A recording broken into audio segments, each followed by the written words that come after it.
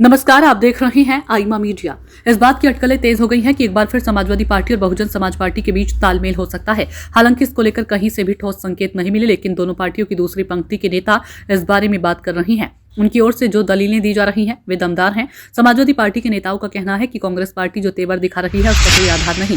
कांग्रेस जबरदस्ती लोकसभा चुनाव की जीत का श्रेय राहुल गांधी को दे रही है और ज्यादा सीटों की मांग कर रही है। कांग्रेस के नेताओं ने बिहार में इसी तरह की राजनीति करके राजद को नुकसान पहुंचाया और खुद भी खत्म हुई। कांग्रेस अपनी सुविधा के हिसाब से महाराष्ट्र में अलग हो गई है। आम आदमी पार्टी के साथ भी अपनी सुविधा से राजनीति की और अब तमिलनाडु में डीएमके पर दबाव बना रही है कि वह उसको ज्यादा सीट दे और सरकार में शामिल करे।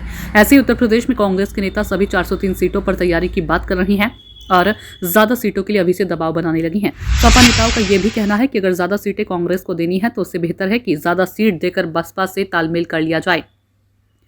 ध्यान रहे, उत्तर प्रदेश की 403 सीटों में से बसपा के पास सिर्फ एक सीट है और 80 लोकसभा में से वह एक भी सीट नहीं जीत पाई है। ऊपर से उसका वोट भी 20% से घटते घटते 9% पर आ गया है। जो भी वोट उसको मिला है उसे बचाने के लिए बसपा को किसी तरह से एक बार सत्ता में आना ही होगा। अगर वह सत्ता में नहीं आती है और 2027 में भी 2-4 सीटों पर सिमटती है तो इसका अस्तित्व खत्म हो जाएगा। भाजपा के साथ अंदर खाने मिलीभगत के आरोपों की वजह से मुस्लिम उससे दूर हो गए हैं और दलित भी कांग्रेस, भाजपा और सपा तीनों की ओर देख रही हैं। ऐसे में पहले के मुकाबले बसपा की मोलभाव की क्षमता कम हुई है और अगर ठीक से बातचीत हो तो सपा और बसपा का तालमेल हो सकता है। ध्यान रहे, मायावती की पार्टी 2012 से सत्ता से बाहर है। वह 3 विधानसभा चुनाव हार चुकी और 2 लोकसभा चुनावों में उनकी पार्टी एक भी सीट नहीं जीत पाई।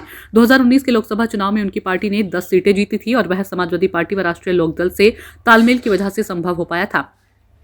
वैसे मायावती ने घोषणा कर रखी है कि उनकी पार्टी तालमेल करके नहीं लड़ेगी, लेकिन उनकी पार्टी के लोग भी मान रहे हैं कि उसके बगैर गुजारा नहीं है। 2019 के लोकसभा चुनाव में बसपा 38 और सपा 37 सीटों पर लड़ी थी। इसमें बसपा को 10 और सपा को सिर्फ 5 सीट मिल पाई थी। दोनों पार्टियों के मिलकर लड़ने की शुरुआत 1993 में हुई थी, जब मुलायम सिंह यादव ने कांशीराम के साथ तालमेल किया था। इन दोनों चुनावों के फॉर्मूले से अलग सपा और बसपा सीट बंटवारे की बात कर सकती हैं। मायावती के लिए अपने भतीजे और अपने उत्तराधिकारी आकाश आनंद को उत्तर प्रदेश व देश की राजनीति में स्थापित करना है। वे उनको उप मुख्यमंत्री बनाकर भी ये काम कर सकती है। हालांकि दोनों तरफ आशंकाएं हैं, लेकिन दोनों पक्षों को उम्मीद भी गठबंधन में ही दिख रही है। अगर दोनों का तालमेल होता है तो अखिलेश को पीडीए की ज्यादा राजनीति नहीं करनी होगी। मुस्लिम, यादव और दलित का वोट उत्तर प्रदेश में 50% है, लेकिन सवाल उठता है कि मायावती जोखिम उठाने को तैयार होंगी। आईमा मीडिया को यदि आप यूट्यूब पर देख रहे हैं तो कृपया सब्सक्राइब करें। सोशल मीडिया या फेसबुक पर देख रहे हैं तो फॉलो करें और हाँ, कमेंट बॉक्स में हमें अपनी राय अवश्य दें।